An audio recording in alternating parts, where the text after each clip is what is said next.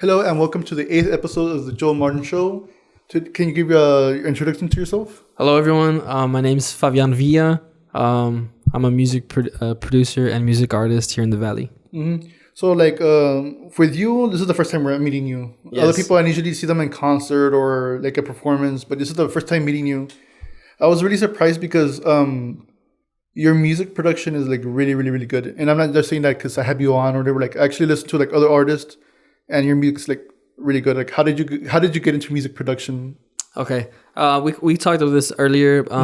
So I want to say this started more around quarantine time. Yeah. I actually kind of grew up with music. I guess a better way to answer that question is to talk about before like music production. Yeah. Growing up as a kid, I grew up on a lot of, rock music. My dad taught me a couple of chords. Yeah. And then also, I grew up in church and stuff like that. So I was inspired by rock music, church music, and then just a lot of mainstream pop. Would you play music in church or it was just listening to it? At first, it was just like a lot of listening to church just because I grew up in Christian values. Mm-hmm. And then as I got older, I actually started playing in church and stuff like that. And at that time, I wasn't even singing. It was just me playing guitar. Oh, okay. So I was kind of like in the background. But Yeah. that was okay. I mean, it was good enough for me. Because you're still getting experience of like playing in front of people and all that stuff. Because some people get that stage fright and they don't want to perform in front of those areas. Yeah. And for a while, I did have a lot of stage fright.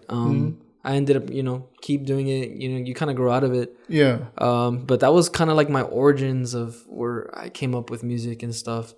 And so this continued. I kind of stopped playing in the church and stuff like that, and just kept music, with school and life and stuff like that. And then COVID hit, and during that time, I bought an audio interface, and I was focusing just on music production, beats, understanding what I like, like a lot of pop beats, a lot of rap, trap beats. Yeah.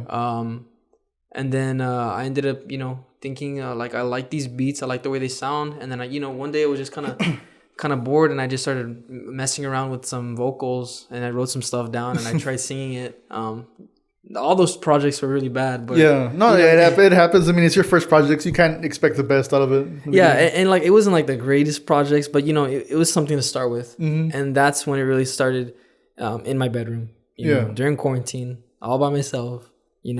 With my bag of trail mix. Yeah, during quarantine, I ate so much trail mix. Gross. Yeah, trail mix was my go-to.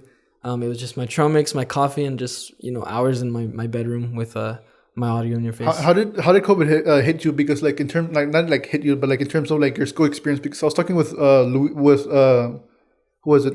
I think it was Luis Martin and Robert and Vivi. Like since they were younger, they didn't get like their like prom didn't get disrupted or anything, because like I think they're gonna be able to go to prom. But you're a little bit older than them. Did it affect you in terms of like not going on a senior trip, not going on prom? The difference between online school and like actually going to class, like how did that affect you? Yeah, and so personally for me, I always was one of the students that like to learn in person. Yeah. I was just always more of a hands-on person.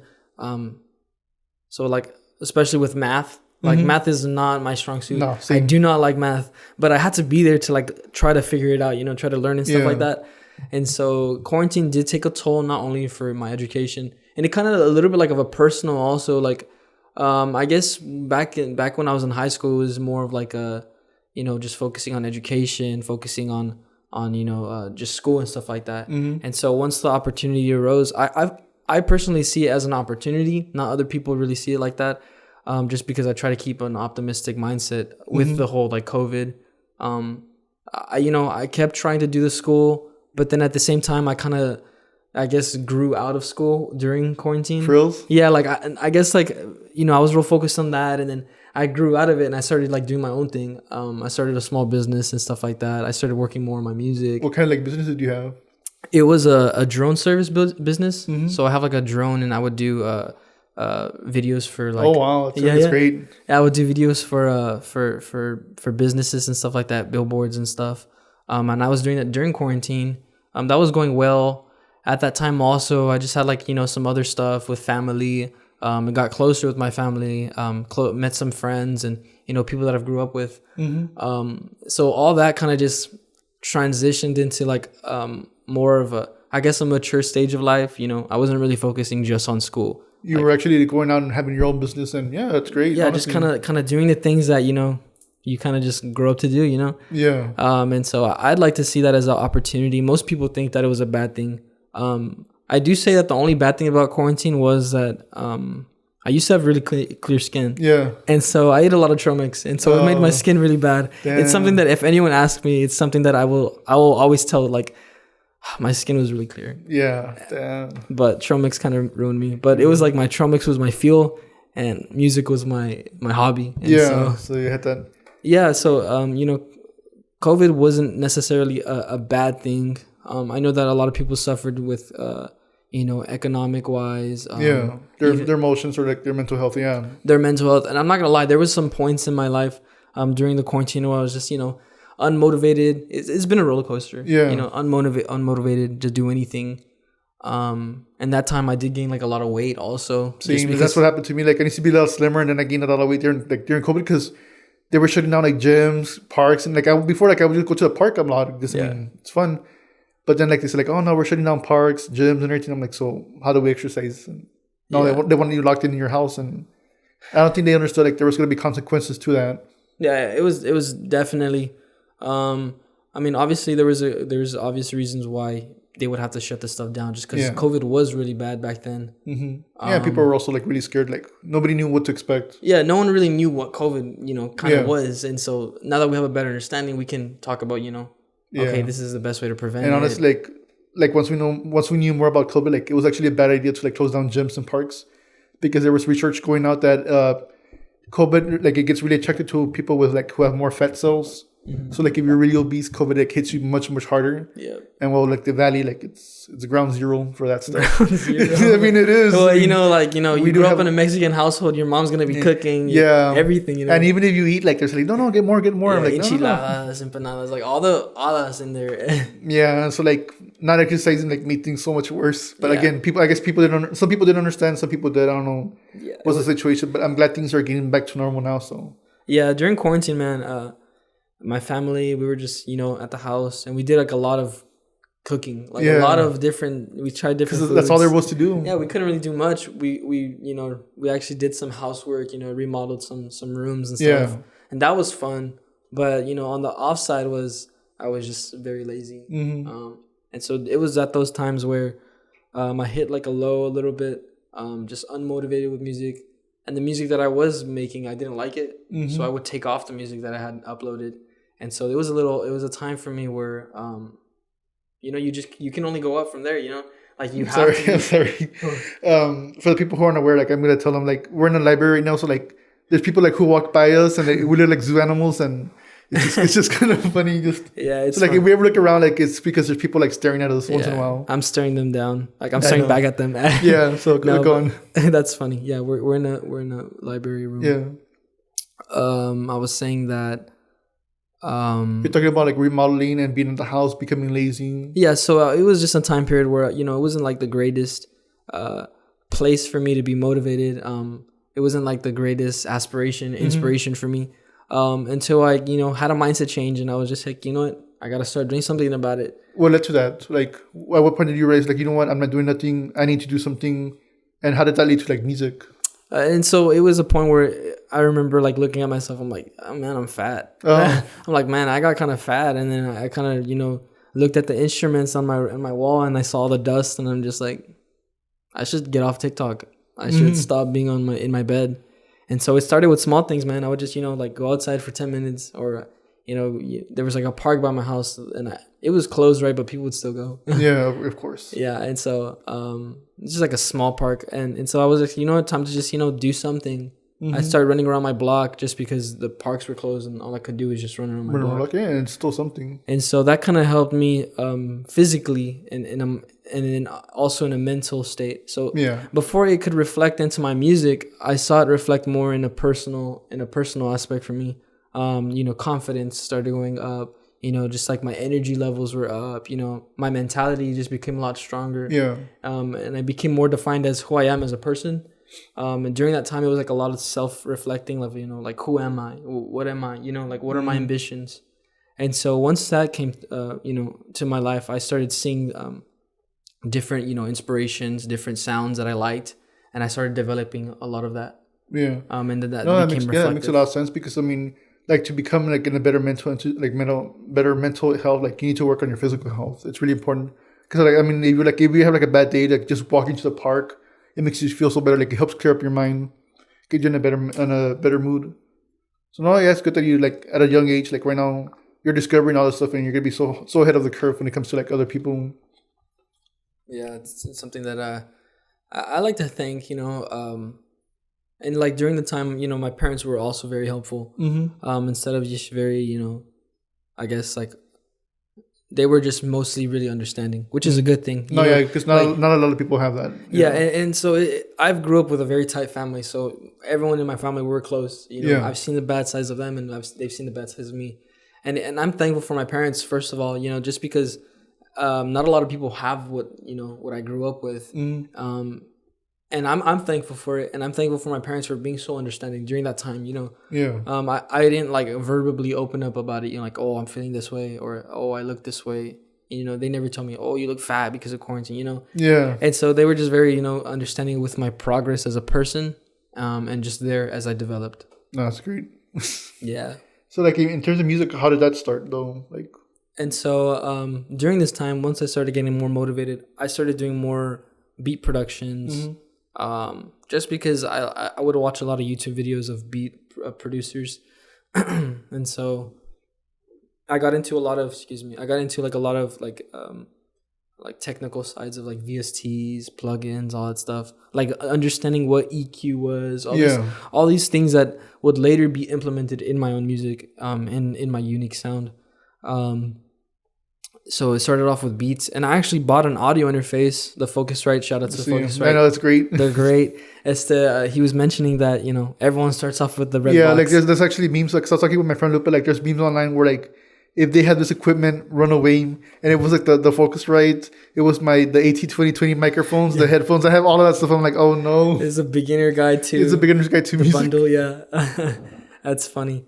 And so they came up with a bundle. Focusrite came out with a studio bundle, which came with the interface, came with headphones and actually a mic. The headphones were all right, but I kind of worked with it. So a lot of my music, I want to say the first three songs were produced, recorded, and mixed and mastered with those headphones. Yeah. Not knowing how bad they actually were.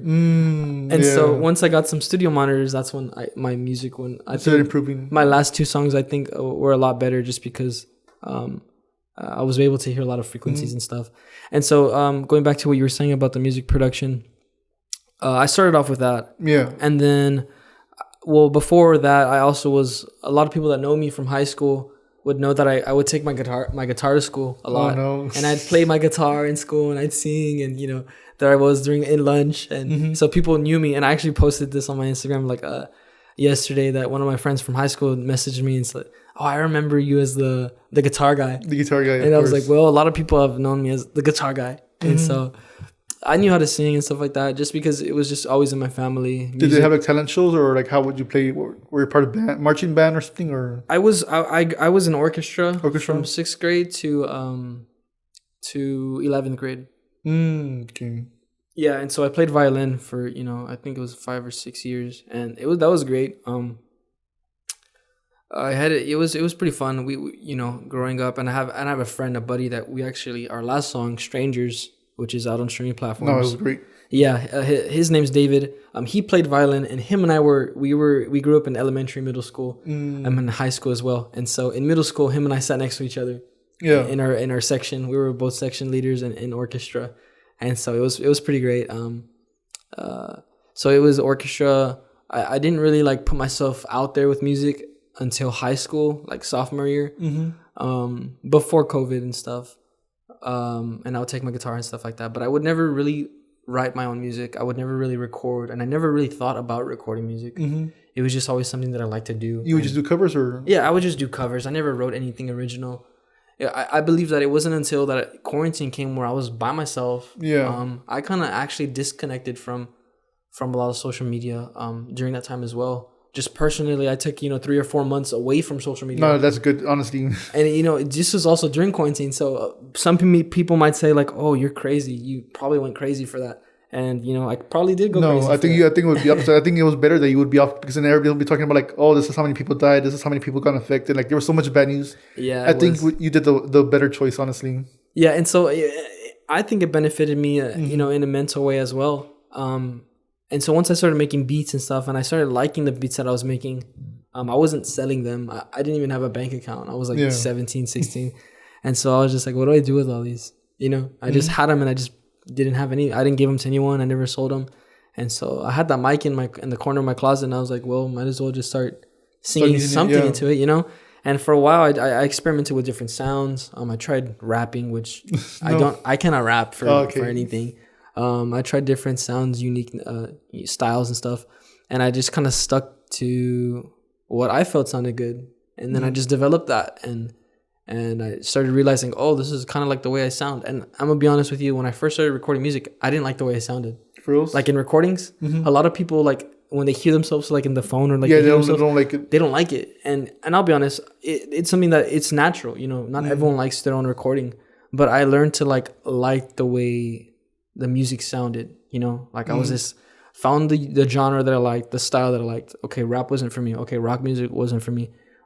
And so let me just focus on just this, and then let me develop that. Yeah. So you didn't. Well, what would you consider your genre? Like it's kind of like pop, or like what is it exactly? Yeah. So I would consider myself a pop artist. And I did dabble with a little bit with like bedroom pop, and that as well. And I have a couple of songs unreleased with a completely different sound of mine. Oh wow. Yeah, it's just something that I did work on, and it doesn't sound bad. I believe that it's something. Do you plan to release it later on, or you're just gonna tweak on it, or just like not? I have a couple of songs that I'm just like, okay, I'm not gonna release that, but there are a couple of songs that I do want to release, a unique sound, and I'm planning to release them. I'm planning a project later on this year, and this is actually the first time I'm talking about this. Oh, for real? Yeah, I had been thinking about it for a while, and I've been looking over the music that I have, projects. I'm like, okay, do I like this for the EP? I'm gonna be releasing an EP this year. And so this is the first time anyone's hearing this. Oh wow, that's great. On the podcast. Yeah. I don't have a name for it, but it'll later be on. I mean, once that releases, we can have you on again and just like promote it to help you out with that. That would be really great, man. And so it's something that I'm looking forward to, and I'm thinking about what kind of sound I want to do and how I want to progress that. Yeah. And so as an artist, I like what am I saying? As an artist, I like this, like, what's the word I'm looking for? I got a tongue tied here. What do you mean? As an artist, I like simplicity, and I like the sound of me. But then again, I like uniqueness. I couldn't find words for it. It's okay, don't worry about it. Cut that out. And so I couldn't find like a unique sound, and then at the same time I like the simplicity. And so it's just something that I've been like weaving around with, keeping my voice the same but not really changing it, but trying a different unique sound. And so that's where it comes in with like collabing with different artists. A lot of my music or pop music, and then this last song that I did was more of like a Major Lazer type produce, like a reggaeton pop type, and like the beats. And my friend David, he produces reggaeton. He does a lot of reggaeton, and so I'm more of a pop. And so you kind of like influence it. Yeah, we just kind of collabed it. I mean, I think it was a good project. Him and I had been working on that since December of 2020, and we had it done for a while. Wow. We had it done. We got the song done in about a week, and we just never released it. You just held on to it? Yeah, we just held on to it. We started working on other projects. We have him and I. We probably have a total of around 6 or 7 songs. Oh wow, that we haven't finished. And so we were like, finally, okay, we had the song done. Let's set the date. Let's release it. And so it was something that I was excited to bring forth to the table, and so people could hear that. But that's something that I believe in, something that I was heavy on. Just finding my unique sound and just experimenting with different music as well. Who would you consider like the top 3 or top 5 inspirations in terms of like how you made music, like whether it be producers, artists, bands? Who do you consider like the basis of your sound? Okay, regarding like inspiration and influence. I know a lot of people on your podcast have been talking about John Mayer. Big one, yeah. Yeah, I won't like dwell on that, but John Mayer is a really good. No, there's a reason why he's really popular. He's why phenomenal. He inspired so many people. There's a reason why. He's a phenomenal artist. He went to college for that kind of stuff. And it's crazy. And it reflects in his music. not that he's the most popular artist, but just that he has really good quality music, I believe. And then his guitar solos. He's great. Not only is he a good singer, but his guitar levels are just insane. So he's one of the influences that I liked, and I like the sound that he has. And then I would also say like a lot of acoustic artists, like Ed Sheeran as well. He has like a pop sound, and Charlie Puth. Definitely, Charlie Puth is one of my biggest inspirations.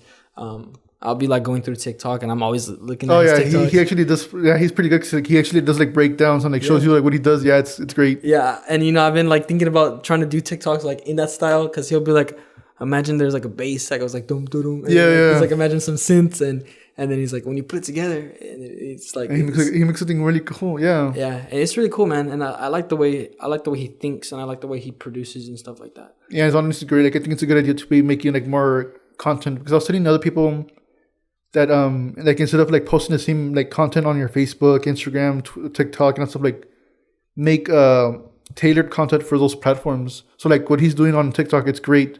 Like on Instagram, you can put like pictures or behind the scenes of what you're doing, and then on Facebook, like do something different. Yeah. Otherwise, what's the point of following you on these different platforms if you're just posting the same thing over and over again? Yeah, that's really good. And actually, I had been trying to post more, and I fell into that rut where I was just posting the same things. Like I had posted some TikToks that I put on Instagram, and so now what I'm doing is I'm posting more covers on TikTok. Yeah, I'm trying to get more traction, and I want to do that. Just start experimenting, get creative with TikTok. TikTok is, I believe, one of the greatest platforms for artists. Oh yeah, it's really great. Instagram is also really good. I would post more of my music, a lot of just photos of myself and stuff like that, my friends, stuff like that. But recently it's been more oriented towards my music. And honestly, you could combine TikTok and Instagram Reels, whatever, because they're more or less the same thing. So like that, you can actually combine together. And that would be a good platform. Yeah, and so that's something I'm going to be looking forward to working on as well. I believe that that the music that I'm producing, the music that I'm putting out there, I believe that it's got quality, it's got substance to it. But at the same time, like I feel like I could be better like at advertising and marketing that. Just because I want to, not that I want to be like the best and I want to be the greatest, because there are some people like I want to point out a famous celebrity. His name's Russ. He's the rapper. He's, I guess, very to say in very kind words, he's very sure of himself. Like he knows what he's doing. He knows his value. He knows his worth, and he kind of flaunts it, and which it comes like at it's kind of like part of his character now. Yeah. But like for me, I've never really been about that. Yeah, because there's a difference between being confident and being cocky. Yeah. Yeah, and there's that's definitely a thing, and I personally would believe that like Charlie Puth would be confident in his sound. I mean, I wouldn't say he's like the most cocky artist, but he's confident definitely. And people like that, and people are gravitated towards that, and that's where he gets like a good fan base. And so that's something that I'm trying to do as well. No, yeah, you definitely need to work. Well, you need to work on it, because like you actually do have like really good music. As like how to do it, I mean, I don't know, because it's honestly up to you. I mean, I don't know what your plans are. Well, what do you think like you need to work on exactly in terms of marketing, like putting yourself out there? I would say like just I mean, I wouldn't know too much about marketing. This is something that is also new to me. But I'm thinking more of like marketing, putting myself out there. Yeah, because I think performances would help you. Like if you actually went out to like coffee shops or any other venues, where there'd be like I know popular things, either markets, coffee shops, just like local events. I think you should start like going to those and performing. Yeah, definitely. Yeah, we talked about this earlier as well off the camera, but staying on that subject, I had thought about doing some stuff like that, doing some coffee shop, doing some performance. Never got around to it, not because I wasn't prioritizing that, but just because I was not prioritizing it. Yeah. And so now that I'm, trying to build like more of a community based an audience, an audience where it's it's more community based. I think it would be good to market myself in that way. People understand, hear my voice, they can recognize a voice with a face. And I actually I have original music that I've written, and those are ready to be performed. I mean, a lot of the music that I produced is like music produced, so you can't really like play that live. Yeah. But there are like acoustic versions of that, and so like the songs would be better perform for others in acoustic. In acoustic settings, yeah. Acoustic coffee shops, but you're like, oh, this is my song, you know, check this out. Something simple, just a guitar, the voice, but you know, the song's like a whole production. And I think you're way ahead because like there's certain musicians here in the valley where they play live, but like they don't have anything recorded. And like, well, for me, that becomes a struggle. It's like, I want to hear your music, like, because sometimes I can't make it to like events. So like, if you have your music on Spotify recorded, it makes it really easy. So I think, yeah, so like you already have the part covered for the Spotify, but like now you need to like, start performing. Yeah, and that's something that I'm definitely gonna be looking forward. Start DMing people, start asking around, you know. And I think you had mentioned 707 coffee house. Yeah, I think a lot of people perform there. So I think it would just be a matter of like talking to them to see like what the requirements are, and then. Yeah, definitely. You know, that's something that I would definitely be looking forward to, and I'll be shooting them a text for that. Just because I'm gonna start, you know, trying to put myself in performances and stuff. And I've told a couple of my friends like, hey, would you go see me if I went to a coffee shop? And they're like, yeah, go for it, like, go for it, man. Yeah. Definitely would be looking for that. I know that Martin Leon, he does a lot of he does markets a lot, yeah. A lot of markets, a lot of performing. I think he does at the Pharr Hub a lot. And so I haven't had a chance to go see him there at the Pharr Hub. You should talk to him, like maybe he could help you out with that stuff. Yeah, definitely. But I think he's doing really great with what his music is, and he's got a good fan base. Oh yeah, he's really talented and he's really great. Yep, definitely. But yeah, that's something I'll be looking forward to and definitely be looking into. So like, where would you want to see yourself like 5 years down the road in terms of your music? Okay, in terms of my music, because when I think about music, man, I think of like, in the future when I think about music, you know, the same thing. I feel like I just want to make music that people can listen to and enjoy it, like, and like understand like who I am as a person. Not only like understand the lyrics, because you know, like there's a saying like, when you're happy, enjoy the music. When you're sad, understand the lyrics. You know, something like that.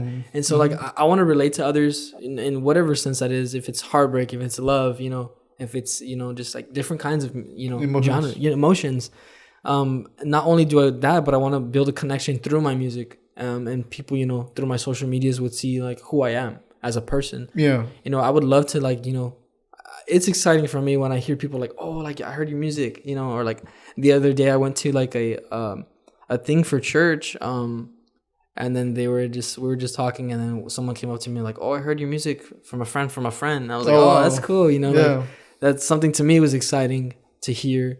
And, you know, that person that, you know, came up to me, I ended up talking to them. We just had a conversation, and now we're friends, you know? Like, it's crazy. It's cool for me because I love meeting people. I love building connections with people and relationships. It's something that, you know, in 5 years from now, I want my music to be understood, not only by my music, but me as a person as well. That's a great goal. Yep. Yeah, and honestly, like when I was listening to your music, how do I say it? I was thinking about like this is the kind of music you would either hear on the radio or like at a clothing store. Like it's actually like really high quality. It's nothing like too, I don't even know the right words for it. Like mainstream, or like what is it? No, it's something that could be mainstream. Okay. Like it's something that could be like you can hear on the radio or like at a store or something. Like it's not generic. I guess generic, or I wouldn't say, I want to put people down. Like it's, I don't know.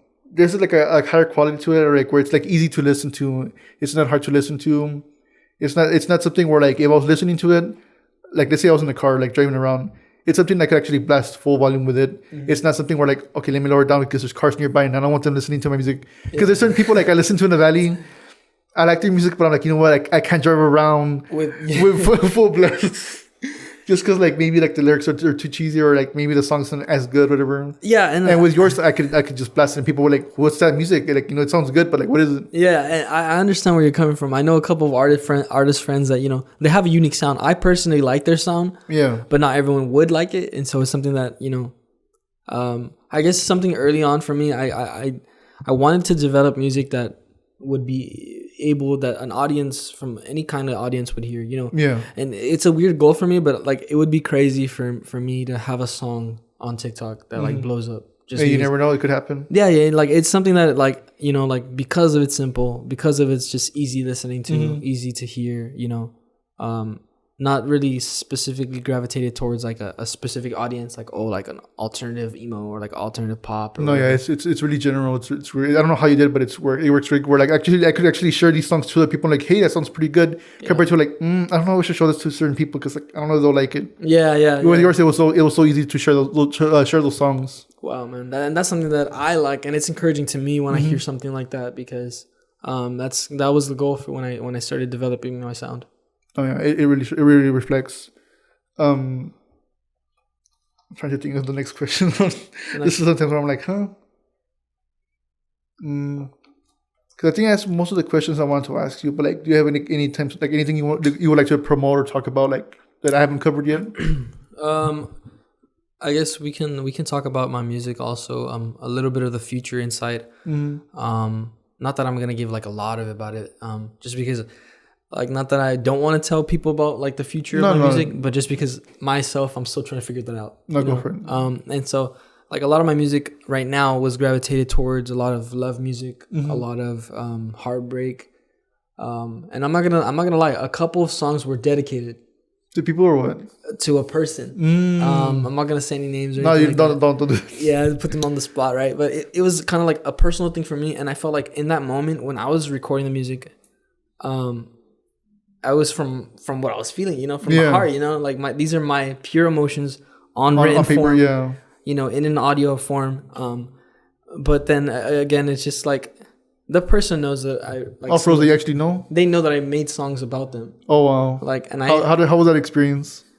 Well, the person is like flattered, right? It's like, oh, I can't believe you made music for me, and I'm just like, yeah, well, you're cool, and so. That not to like really get into that, but I have a couple songs that were dedicated. A lot of my music, I think I get inspired from personal experiences. One of my first songs, or the very first song that I dropped, is called "I'm Okay." It's a very slow song. That one was actually about a friend. People think that it sounds like a heartbreak song. But it was actually about a friend who had a brother who committed suicide. Yeah, and so like there's a misconception in my music in that song. Because people can like interpret songs differently. Yeah, and so like the original inspiration was because my friend's brother committed suicide. And in the song it talks about like, oh, we never saw the red flags. And people are thinking, oh, the red flags like in relationships. Yeah. But it was like a red flags in like people that are dealing with depression and anxiety and stuff like that. And so that was a little bit hazy, but then again, people were like, when I tell them like, oh, it was inspired because of this, they're like, oh wow, like I didn't know that. Yeah, and even though that part's like the misunderstanding is kind of bad, but like the fact that people could interpret it in different ways, I mean that's practically perfect for your music art. Yeah, definitely. Like our audiences will listen to it and understand like, oh, okay, I like this because it relates to me. This is how the music makes me feel. Regardless. Randomly, this came to my head. There's an artist called Boy Pablo. He's a alternative bedroom pop, indie pop, and he wrote a song, and he actually wrote it about, I think, his PlayStation, but the song sounds like a love song. Yeah, I think one of his lyrics is the way I used to turn you on. Oh my god! Yeah. And like he's talking about turning on the PlayStation, like the button, And so people are like, oh man, like it's such a good the song is super happy, but the lyrics are really sad. Yeah, but he's talking about how he grew up and like. That he grew up and became an adult and he stopped playing games. Yeah. And like he wishes that he could go back to that childhood, yeah. And so it was just I saw an interview and I was just like, wow, that's interesting. I didn't know that. Yeah. And so that's something that I've been, trying to like I want to put a message in my music. And a lot of music recently, I have a couple of songs, I want to say 3 or 4 songs that I have in the back archive, but those were really inspired by my roots. Which I talk about, a lot of religious, personal beliefs, and I'm not doing it to force people with my beliefs or to force how I feel, Yeah. But it's something that it's a way of the way I'm expressing myself at that time, in that time of my life. That's how I felt. That's how I'm expressing it through my music, with the hopes that while I'm expressing how I feel, because I'm gonna be honest, like when I make music, it's kind of like my remedy. It's kind of like my what's the word? It's basically an outlet to express your emotions and your thoughts. Yeah. And for a while I didn't have that because I never really wrote music. And so now that I do write, it's something that I can it helps me, Express yourself. Yeah. with the things that I go through. And it's nothing that that I'm like, oh, I'm so like sad or whatever, but it's something that I like to express myself with. Whether that's happy music, that's more breakup oriented or whatever. And so I have a couple of songs that I want to release in the EP that talk about my religious backgrounds. Not because I'm forcing that, but because that's how I want to express myself. I think it could be interesting because like I think with a lot of like Christian music where it could be like really cheesy. So I'd be interesting to see like how your take would be, because if you're able to relate with a wider audience, like I wonder how you would work your religious influences into that, because a lot of Christian music I'm like, this is a little corny. Yeah, it's corny. Yeah, I feel the same way. There are some artists that I've heard their music, and they're Christian artists. In specific, there's this guy, Rage Miggy. He's here in McAllen. His Instagram's _Rage Miggy _. He's a Christian rapper, but when I hear his music, it's very like, I wouldn't say secular, but it sounds very modern. Yeah, and the lyrics aren't like super lame. Like they're good lyrics. And I listen to his music, I'm like, wow, I actually vibe with this. Like, and not only am I bopping my head, but when I hear the lyrics, I'm like, okay, this sounds pretty cool. Like I like the message he put in there. I like the metaphors, the similes, all that kind of stuff. And I appreciate that as a songwriter. So that guy Rage Miggy, check him out. He's really good. And then there's this other artist. His name's A3. The letter A3 on everywhere, Spotify. And he has a really big following. He's a really good artist. I think so as well. His sound is unique, but it's like good unique. It's more like hyped. My music isn't like something that you like, you could like hype to, But his music is hyping, and it's like, I like the production, I like the way it sounds, and then the lyrics are also really great.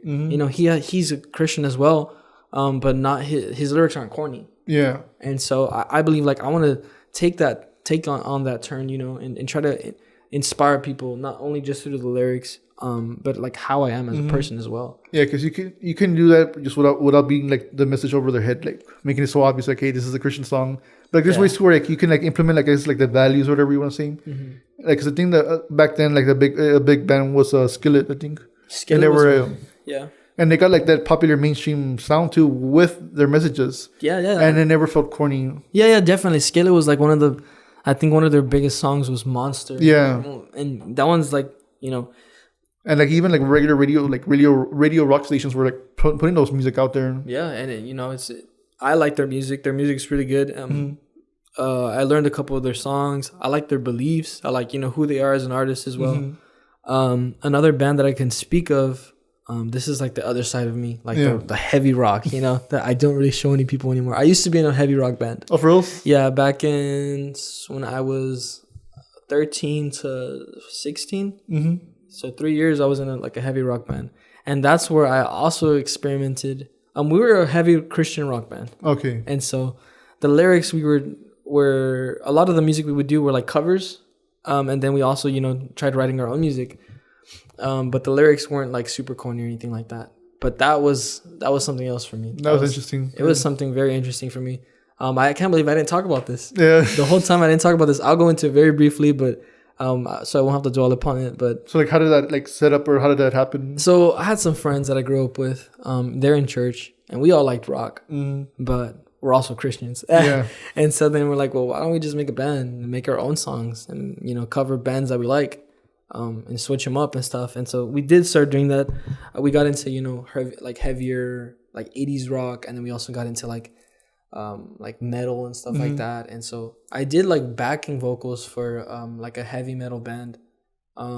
So that was like screamo and stuff like that. And do those recordings still exist, or they're not online, or they're probably online. I don't want to show you. No, I get it. Just because it's something that not that I'm not proud of it, because I like what we did. It was fun for me. It was a growing period for me, and I don't have anything against those people. I no longer talk to them, but just because I kind of went through a different time. And I just No, that happens. What I mean, sometimes like you separate with friends for like you grow up a certain way, and like sometimes you grow apart with certain people. Yeah, and I don't have anything against those people. Those people are great. People just take different paths, and it's just like that. Yeah. And so I like to think that this is something that I personally believe that like God takes us through different paths, and that's okay.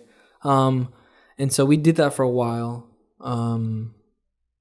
And I developed a sound. I didn't know how to do any screamo. I liked the sound. Yeah. I was like, dude, I like aggression. I didn't know how to do any of that. Nor perform. Because there's certain like techniques to like make your voice sound like that. Otherwise, you can just like mess up your vocal cords. You can mess them up. And there was times that I had done shows and I like, I probably should have practiced more, Yeah. So a lot of breathing techniques, a lot of like vocal folds, like how to position them. And so that was something that I really liked. And I ended up doing that. I figured it out. Thank God I didn't ruin my voice. Yeah. Because you can really mess it up. Yeah.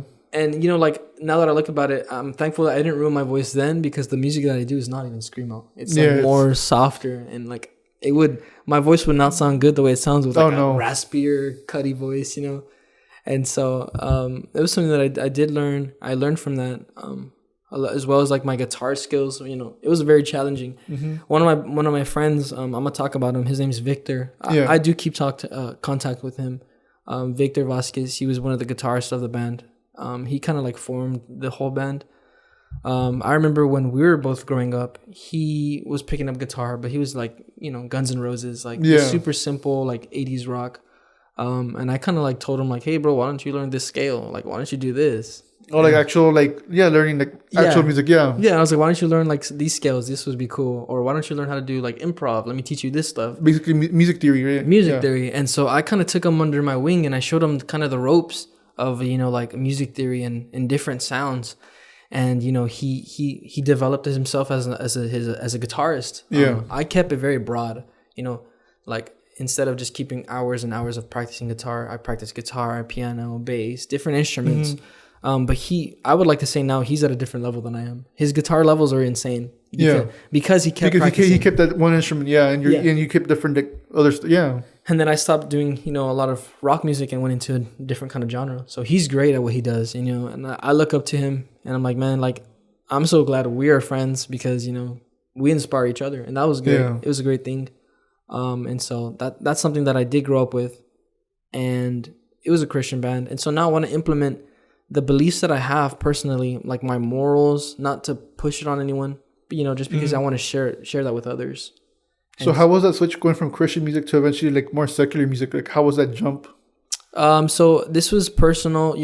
I like to believe that I never really truly lost my faith. I did go through some things where, had some ups and downs, some heartbreaks, made some dumb decisions. Yeah. And I'm not saying that I'm a perfect person. I don't want to come on the podcast and make it seem like I'm perfect, because I'm not. We're not perfect. No. We still make mistakes and we still learn because we're just constantly learning. That's how we are humans. And so I stopped doing the church thing for a while. I stopped going to church a little bit before quarantine, and then quarantine hit and it was just like completely lost. And then at that time also I just hit a low where I was just unmotivated in my music and my faith and myself. And so once I started realizing and building myself back up, it took me a while to start going back to my roots of, how I believe, how I feel. And a lot of my perspectives have also changed. I'm not going to say that like there's only one way to believe, I'm not saying that you have to believe in only this and only that, because that's when it becomes cultish, like to say quiet. Honestly, I know people that say like, oh, like the church that I go to, like they only make me believe, they make me do this and make me do that. And I'm just like, okay, well, that's something that they believe, but it's something you can't force people to believe. Yeah, no, I get you. And so, during that time transition, that's when I really started working more on how I felt instead of like what I believed, if that makes sense. No, it is. Yeah, and so like I talk about that time in quarantine where I hit the low. A lot of my music was, sad music, just because I was trying to express myself. And I know a lot of Christians that would say like, this is a Christian belief that people would say like, oh, when you're at your low, you have to like turn to God, Yeah. And so in my mind, I didn't do that because I was too busy like focusing on myself. I like to believe a part of like what I believe and how I feel and change as a person. is that for a while, I wanted to be my own like designation. Like I wanted to be my own creator, of my own life. And I believe that there is an aspect in your life where it's good to have like control. Like I believe it's good to have a mindset where, if you want to do something, you can do it. So you were well, I'm not sure. I'm not gonna try to like speak for you, but like, so I'm assuming it was like the struggle between free will and what you consider like God's path, or yeah. So I believe that's what I would genuinely say, and I'm gonna be quite frank with you. The things that I wanted to do were pretty dumb. They were just dumb decisions, and not even because like at this point I'm like, oh, this is God's path, but I'm just like, that's just smart to do. Just don't waste your money. Don't do this. Don't do that. Just because it's obvious stuff. Yeah. And what am I saying? I kind of choked on my thoughts. So it was kind of like a personal contrast between what I felt and then what I believed was right. And at the time, I chose what I felt because it was a way that I started expressing myself. And so a lot of music that I released, was more of like love songs. A lot of heartbreak songs, stuff like that. Just emotions that people can connect with. And now that I'm, developing myself and I feel more stronger in my faith, I believe that, I can do that. I can still reach people and I can still show them, like, this is what I believe. I'm not saying like, in my song, I'm not like singing my songs. This is what I believe. You need to listen to it. You need to hear me, but it's something that I feel like people can still get along with, And I have friends that, they don't believe in God. They don't, they don't have any religion, even family that are just, not religious, and I can still make music and they can still hear my music and they can enjoy it. You can enjoy just like anybody else. And that's something that I like because it builds neutrality and like respect, like for both sides. I personally don't like to offend others, nor do like I have the intentions of like shoving my beliefs on them. I don't want to like, offend others. I if people ask me, I'll share with them. I'll tell them like, oh, this is what I believe. Oh, this is like what I do in my music. But you never push it on somebody else. Yeah. Respectively, respectfully. No, that's a good thing, honestly, because, like, there's always like people usually go through the whole thing like, oh, like I met a Christian and they're like really pushy and all stuff like that. I had those experiences at UTRGV because there's a lot of Christian groups there, and while some of them like. You look at them, I'm like, like they become like really pushy, like, hey, come with us, or like there's some who are like they're just yelling at people like God loves you. I'm like, I understand what they're trying to do, but like when you're just walking by, I'm like, what's wrong with you? Yeah. There are some people there at the campus. Yeah. I personally know of a group called Chi Alpha, and so this Chi Alpha group is, I would say that they have a good like. I'm not saying that they're pushy and they're not like that, but they care, like they'll like want to tell you, and so. At the same time, it's more intimate also because it's like, hey, let me be your friend. Let me talk to you. Let's go out to eat. Yeah. And not even like specifically go out to eat just to talk about God or like what I believe. Yeah. It's like, hey, let me get to know you. Let's hang out, And then I believe that's the best way to build, with others. Once you build a friendship, you can respectively tell them like, hey, cool. Like, this is what I believe. I don't like, is this something that you would be interested in, Yeah. And so I think that's the right way to go about it. Yeah, because like I see groups where like, oh, come with us and like we'll talk about God. I'm like, I'm trying to get to class. Like, I'm trying to get to class, man. I just came to get food. Yeah, I just came to get to the student union or whatever, just to get food, and they're just pushing you. I'm like, no. Yeah, that's funny, man. Yeah, it's like that, but these guys are great. They're really cool people. And I believe that they understood, that there are people that are pushy. Yeah. And just like even in general, being pushy isn't something that I believe is a good thing. Like, when it comes to religion, when it comes to music, anything, honestly, relationships and a person, like, there are a lot of things that I've realized throughout myself, respectively, like, as a person, how I feel, how I react, how I cooperate in the relationship. Like things that I'm like, okay, well, maybe I shouldn't do this because it causes this, even though I'm used to doing this, And so it's something that I did work on, and it's something that I'm working on still, like we always want to, I personally like to just be respectful always for everything. And I try to be respectful for everything. And I'm not trying to like seem like, oh, I'm so perfect, because, I've had times where I blew up. Or, no, yeah, that happens to everybody. Like, you sometimes you just you explode because you like hold things in, and it's not really a good thing to be doing. Yeah. Because eventually you might explode on the wrong person, and Yeah, and so respectively, that's something that, you know, not in a bad way, but, you know, you can't really push people. No. You can't push people to love you. You can't push people to listen to your music. You can't push people to God. It's just something that, you know, you just have to share with others. No, yeah, totally understand. Are you running up on time or no? No, we're good. That was just okay, a friend. just making sure. No, we're good. No, so like, what kind of struggles have you had in terms of like your music? Like, everything can't be going perfectly. Like, has there ever been like struggles where you're like, you know what, like I might give up on music because like this is not going my way? Yeah, and so I've had some times where, you know, one of the biggest tolls that I had was I didn't see what I wanted to be seeing. Yeah. And respectively, I know the answer now because I'm not doing a lot of marketing. I'm not putting myself out there, right? Something that I should be doing. Yeah. But I would see like, oh, you know, like I like the music I'm putting, and the people that I show my music, they like it too. They say it's really good, and you know, I like to believe that what they're saying is not just because they want to give a compliment, you know. No, I'm not saying way where like if it wasn't that good, like I would tell you immediately like, hey. Yeah.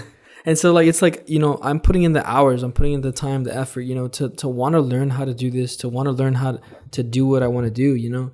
And I saw at a point where I was just like, I'm not seeing anything from this, you know.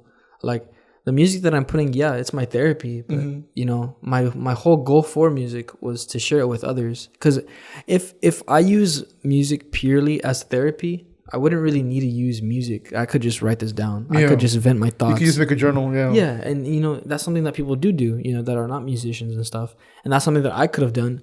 But when I come to music, I'm like, okay, the music that I want to do, I don't want to do it just for myself, you know. There's artists that they're like, they want to talk about themselves. A lot of rappers, you know, talk about their money. They talk about all their babes. All the stuff they can flex, yeah. All their drugs and stuff, you know. And it's like, okay, cool. You know, that's a culture. That's the rap culture. Yeah. But for me, it's like, you know, I wouldn't consider myself in the pop culture just because a lot of things that pop trends I don't really do. I wouldn't consider myself, you know, in a specific culture of music just because, you know, I like to just share my music. And that was the whole goal of my music, to share it with others so that they can relate to it, whether that's religiously or whether that's just like internally or even if it's just a good time, you know? Yeah.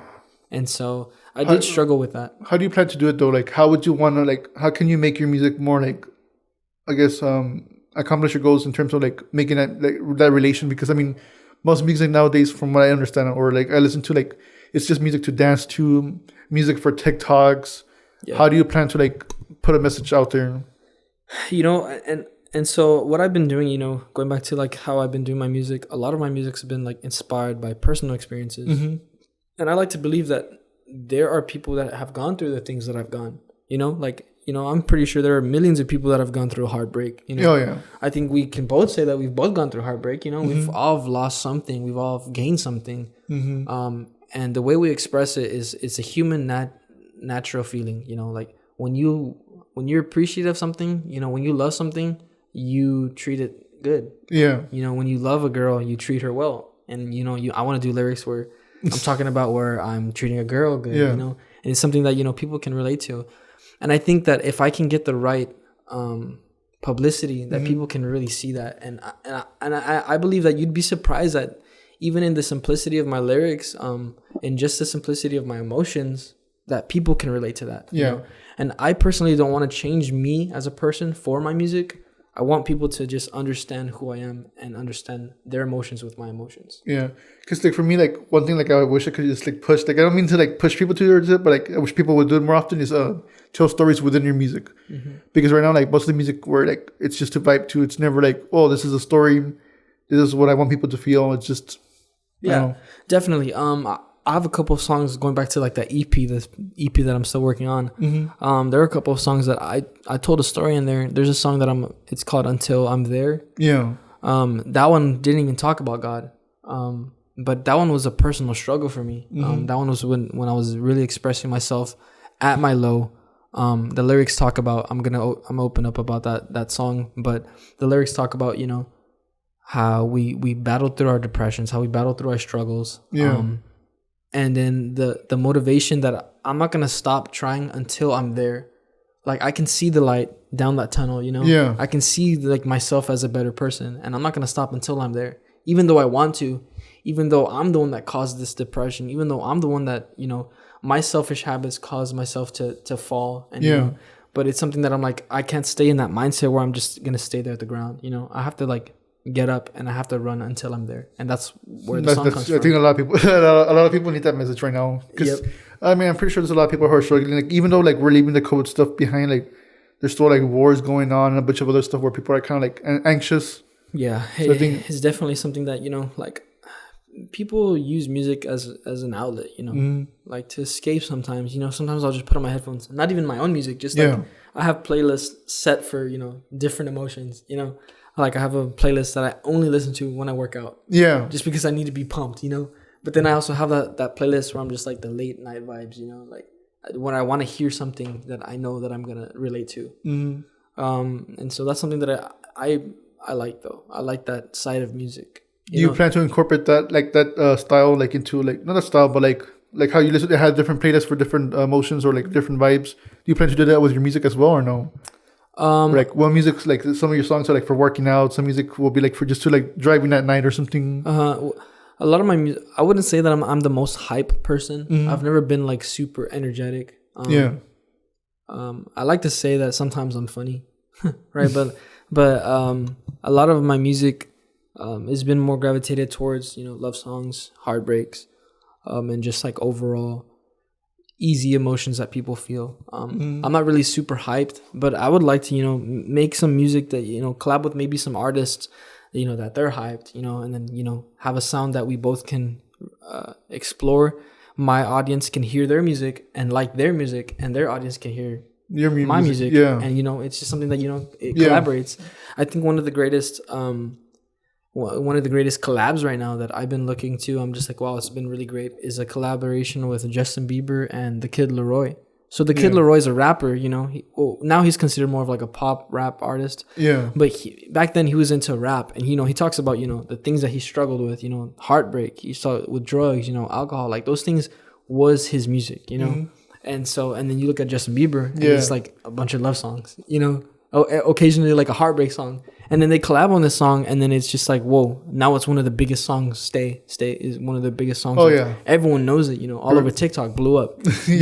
Because I like to think, because it was a genius idea to collaborate both sides of audience. I think it's interesting because like when I was in middle school, like Justin Bieber was like for like little girls. I mean, it was like he had the hair Bieber fever, and now like he legit like actually has changed. Like if back then if you were listening to Justin Bieber, like are you gay or something? Like, that would happen. But now like he actually like changed up his image, and like his music is like actually really really really good.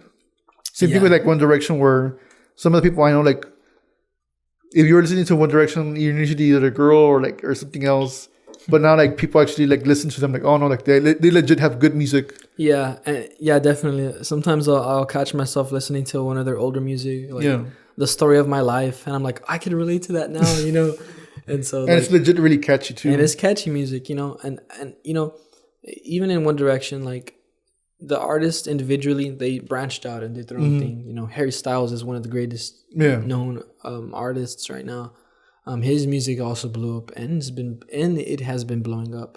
I remember he was famous, but like he just kind of like really blew up like before COVID and stuff with his music, because he like came to find his own sound uniqueness as a person, you know. And I think that's really great as well, to just develop yourself, you know. It's good to go through those changes, because I mean, if you keep doing the same kind of style over and over again, eventually people get kind of like I guess people would get kind of old of it. Not because like you're not good, but because it's just the same things that you've been dropping. Like that's why I love artists who like change up their music. Like for me, a big one is David Bowie, Michael Jackson, Aerosmith. Like yes, they've done like pop or rock or anything, but like they always change it up and they keep it fresh. Yeah, definitely. What kind of music do you listen to mostly? Mostly 80s rock, 70s, 60s, 70s, and 80s rock. That's like my main thing. But once in a while, I do branch out to like country, pop, and a bunch of other stuff. But like it's mainly rock. Yeah, and you know that's cool stuff. Like rock is also changing, because there's like super like heavy rock, you know, like mosh pit type, and then there's stuff like, okay, I can relate to that. You know, a lot of like I think one of my favorite songs that I guess like in a rock setting would be the Kings of Leon. There's Use Somebody. There's also the Sex on Fire. Like those songs are super popular. I like the lyrics. I like the rockness of it, the genre. But like it's something going again. Like I can relate to that. Yeah, and I think the struggle with rock right now, like back in the 80s, like there was heavy metal, there was your standard rock, and then there was like pop stuff, type stuff, whatever. Nowadays, it really like splintered. Like it's either really poppy or like really really heavy metal. Like there's no in between. There's no like Bon Jovi. Yeah. There's nothing in the middle where like you can listen to like either or. It's just Yeah, and like I believe that too. You know, music is always changing, and you know, going back to like the heavy rock. You know, there was like Metallica was like hard rock. You know, and then there was like Bon Jovi, Guns N' Roses that were like they're kind of like in between. In between both, and then there was people like George Michael, like you know, like Careless Whisper was super pop, or like who else, like the Backstreet Boys were pretty pop. Yeah, you know? that too. And you know, and like I believe that rock. People say like, "Oh, rock has died," you know. No, but it's still it's still around, and I believe that there are artists that do have that what we're looking for, you know. Because I personally like that in between.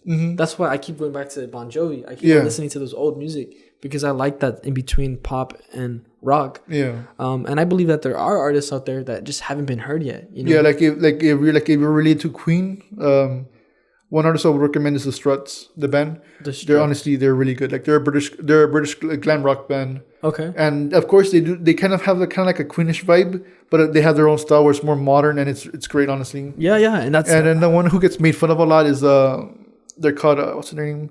Greta Van Fleet.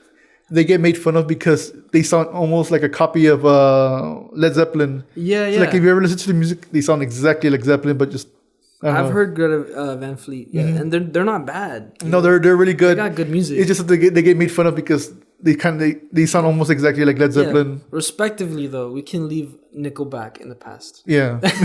Nah, a lot of people don't like Nickelback. I know. I'm surprised, and like some songs they're really good. It's just they keep doing it over and over, so like people get tired of it. There's like a lot of memes about Nickelback. Oh yeah, definitely out there in the pop community, the rock community. But that's something that I believe that rock music can come back. Music has always been able to develop, and I've been noticing this in a lot of pop music. The production style, like of the beats, there's been like a rise of a lot of synth music. A lot of like the beat patterns have been like from the 80s. These are like 80s beat patterns, and they're coming back with a new sound. With a uniqueness. Like there's a lot of I don't know how to explain it without like. No, and I get what you mean, because like even with like early 2000s rock, like the emo type rock, whatever. I think what's her name? Olivia Rodrigo. I forgot how to pronounce her name. Olivia Rodrigo. Yeah. Where she started like getting like kind of like Paramore style rock, whatever. Like and actually there was, I think one of the songs. Okay, Good For You. Yeah, Good For You was like someone inspired by one of her Paramore, songs. Yeah, is a mirror of Misery Business, and I personally love Paramore. Like that's something that I'm like, Paramore. Yeah, she's amazing. Hayley Williams, she's amazing. Even like her newer music's more pop oriented. Yeah, it's more pop oriented. But like a lot of her audiences were like her audiences from her rock side, and they're like, okay, well, I like Paramore's new music, but every once in a while I go back to her old music. Yeah, and that's something that is like in the diversity, it's great, and I can see like a lot of newer artists that are bringing that back. I would like to point out also The Weeknd. The Weeknd, they have a lot of like 80s. Oh yeah, they start off in him and Bruno Mars too. A lot of 80s sounds, and his voice isn't necessarily like sounds like the 80s, but the music productions is very great. Very close. Yeah, he's really popular. Him and Bruno Mars also, like, because earlier Bruno Mars, like, he was kind of like someone like Michael Jackson too, or like he had that style. I'm like, this is great music. Yeah. A lot of his early stuff also, there was also like, I believe that there was a quota, like a standard. I think this is the way I believe music, that there's always been like a standard for music. Music's always changing. Pop, mainstream music is always changing, and there's always like a new standard, Yeah. And so I've seen this right now that a lot of beat productions are very kick snare oriented. Like they're bringing, like that kind of pattern is coming back again, and I think it's kind of cool because that same pattern was found like in the 80s, found in the 90s, and so it's good to see it come back. That's interesting. What else have you noticed? 'Cause like when it comes to music, like I don't really understand like in terms of like the music production. Like what else have you been noticing with like modern music? Synthy music, a lot of the snares, like they're coming back, like reverberated snares. Because I remember like in the early 2000s, it was more of just like a chop cut short snares, like Yeah. You know, just very short. But now they're bringing it back like with loud reverberated snares, along with like really punchy kicks, and that's really cool. Just because I like to see that sound. I personally like the way music is right now. A lot of people in the early 2000s would think like, oh, mainstream music is not that good. But I like where mainstream music is right now. Yeah, where it's going right now. And also like what I would like to see personally is more guitar. Yeah. Like as a guitarist, I believe guitar solos have died down. Oh yeah, they have. I remember, that was always a thing that back in high school. I would think that like, what happened to all the guitar solos? You know, like, you know, these bands, you know, like I would love to hear like Breaking Benjamin bring like some guitar solos, or you know, like these bands. I remember like learning guitar solos, but they're all like 80s, 90s rock. Yeah, because those are like really iconic guitar solos, and that's what was the hits, you know. And I would like to see that again. I would like to see people bring back guitar solos. I would love to see that too, because I mean I miss it. Yeah, it's just something like it's great to like honor the greats and the iconics from the past, but like, you know, there needs to be like a feature to it too. Yeah, and I believe that, you know, like as a guitarist, I learned guitar solos because I'm a guitarist, right? Yeah. But I would like to hear them again. There's this one song, completely strange collaboration, very strange, but the song's pretty catchy to me. It was a collaboration with Ozzy Osbourne and I think it was Travis Scott. Yeah. I think the song was called Take What You Want. Yeah, I think so. Take what you want from me, take what you... Yeah, and so like that, in that song, there's like a whole guitar solo. And like he goes off, and I'm like, dude, I like this. Yeah. I want to learn that There's been a lot of collaborations between rap stars and rock artists. Yeah. And the one who like really set that path was Aerosmith back in the 90s, where they teamed up with Run DMC. And they did Walk This Way. Okay. And that was like that was considered like a huge event for MTV, because like back then, like it was kind of like mostly like for white people, basically. Like it was kind of separated. Yeah. But it was able to combine like rock, which is like considered like white people music, and then rappers was Run DMC, and like they made Walk This Way together, and they literally broke down the wall in the music video. But like in terms of like social stuff, whatever, they also broke down walls. And then I think we started seeing like a lot more. Like I think Kanye West, he collaborated with what's his name, Paul McCartney, I think. Okay. Yeah, and that's something that I'm like thinking of, like you talking about that is very interesting, because you know, like not to be like on that or specific on that, you know, but like a lot of rap music came from like a black culture, you know, respectively, you know, like you don't see a lot of white rappers, you know. Yeah. Obviously there are people like Eminem. That's a big one, Logic, you know. But, you know, it's mostly been grew up like, you know, boom bat, you know, from the hood, you know. A lot of songs were like, you know, respectively were like black culture. And then like in the controversy, like rock music was a lot of like white culture. Yeah. And when you bring those two together, and it's just like, dang, you know, like I think that music is always evolving, and it always can conjoin with each other. A band that I also really like, that I'm always going to be like. And not to get you like in trouble, because like there's musicians who like listen to this too, but like there are certain like rock, like the origins of rock is like based on like blues and black music. So just so you won't get in trouble. Yeah. Okay. But like just to be clear on that, because like there was the whole thing with Elvis where I forget what producer said, like if only I can get a white guy who sounds like a black guy, and well, like he got Elvis. Yeah. Because he was like, because on radio you would think it's a black guy singing, but it was actually a white guy. Yeah. And like a lot of roots for rock came out of the blues and soul. Yeah. No, sorry. We'll add in that. That's just so you won't get in trouble. So I won't get in trouble and people start hating me for that. But overall, like whenever you think of rock music, it's obviously white people. Yeah, it's just kind of how it is, you know. There's a reason why Dave Chappelle had that skit with John Mayer where they were like walking around like the offices, and they'll play like guitar solos to like control white people's behavior and all that stuff. Oh, that's funny. I actually haven't seen that, but it was like a long time ago when he had the Dave Chappelle show, and basically like they were walking around like the offices, and like anytime John Mayer would play like a guitar solo, white people would be like going crazy. That's funny. I'll show it to you afterwards. Okay, that's cool. That's good. That sounds really funny. Yeah. Going back to that though, like the culture and the diversity. Yeah. There's a band that, you know, I really like them, called Linkin Park. Yeah, they combine rock and rap. Yeah. Rock and rap. You know, like who would have thought, you know, rock and rap together? And they made it work. And like you see people in the crowd that they're like, you know, singing along to the rap lyrics, you know, and then like the other side of the crowd that are singing like Chester's part, you know. Yeah, and while having a mosh pit and everything. Yeah. Yeah, and while having a mosh pit, you know, and just like people are just like headbanging and stuff, and like it's great, man. Yeah. And I like the way they implemented not techno, I wouldn't say techno, but a lot of computerized music, you know, like drums were like, you know, more computerized with like live instruments, instruments like guitars, basses, drums. Yeah, they combine everything. And it was great. It was really great, man. Yeah, there was a lot of different. For a while, there was kind of like different rock bands that were or rappers who were combining rap and rock together. But like, I think it's happening once in a while again because I think it was Machine Gun Kelly, or there's certain rappers like modern rappers who they incorporate rock with their rapping. Yeah. One of Machine Gun Kelly's famous songs right now, is blowing all over TikTok as a meme. Yeah, but it's the one that goes, "I fell in love with an emo. Yeah, all I want is an emo girl." Yeah, well, that one is that one's like a rock song. Yeah. So it's interesting. Like it's kind of coming back, but like it's coming back in a different form. It's not the traditional rock. It's like a more modern alternative. Yeah. Another artist that's doing that. And he's like a rapper. I think his name's Ian Dior. Ian Dior is on like another trap artist, but he's got like rock elements. Yeah. And I think that's pretty cool. Also, just it's good to see like experimentation, whatever. Yeah. Yeah. And so that's how I believe, talking throughout this whole podcast, like I was sharing, my roots, this is what I like, older music. Yeah. I just naturally gravitate towards older music. And then it talks about, present music that I like as well. And then like my hopes for the future of music. You're coming in all of that into your music. That's great. Yep. And it's something that I like, and music's always changing. And not that I want to change with music, but, as music changes, I'd like to see where it develops. Yeah. I'm just checking the time just to make sure everything's working properly. Because sometimes I get panicked. Like, what if it's not recording or what if something goes wrong? We're doing well. Yeah. So for me, I'm going up on time already. So yeah. The final question I usually ask people is, what was your favorite part of the interview?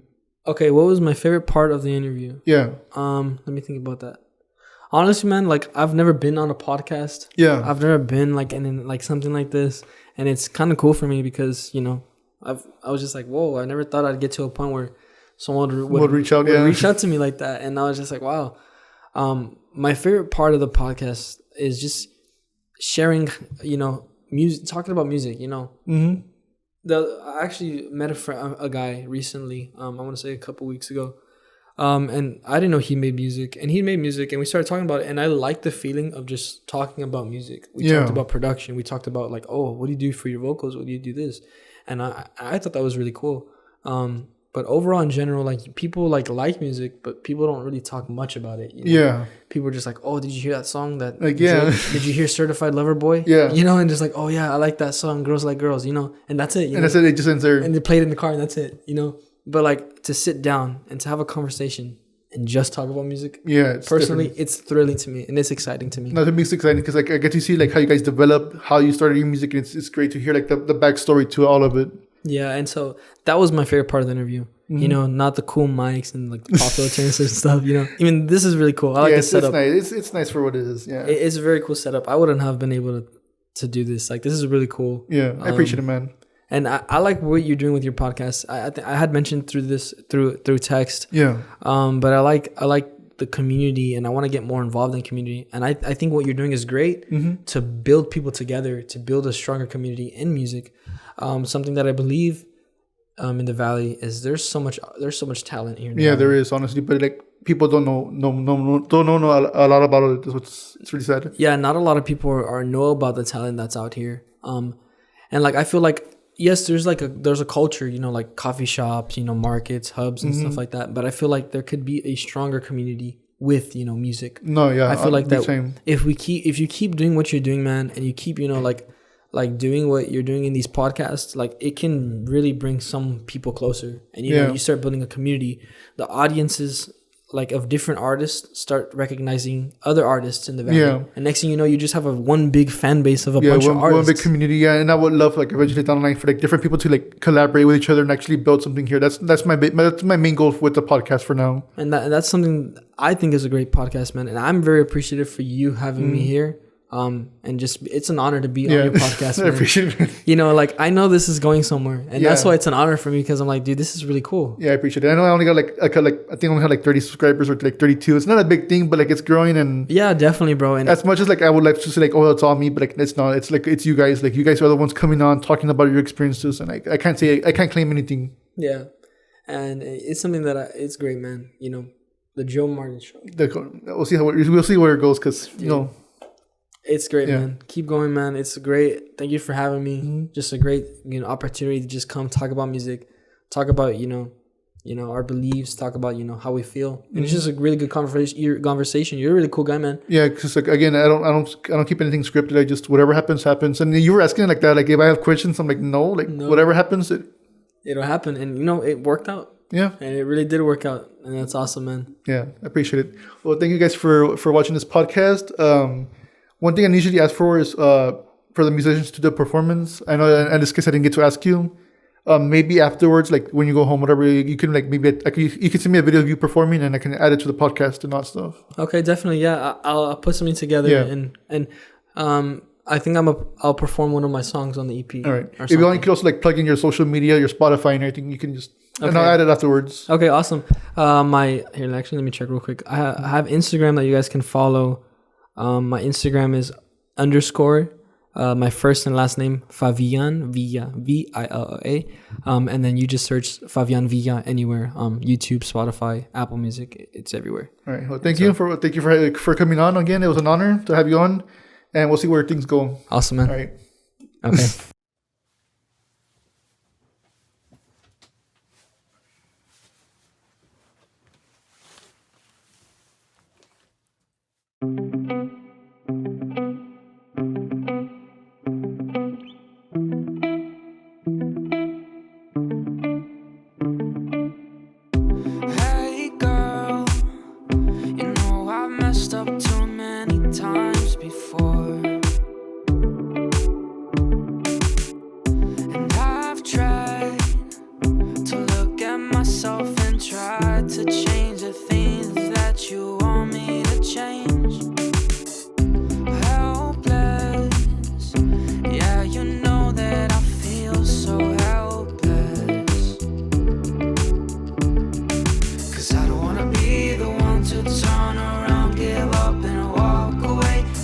On my arms tonight, girl.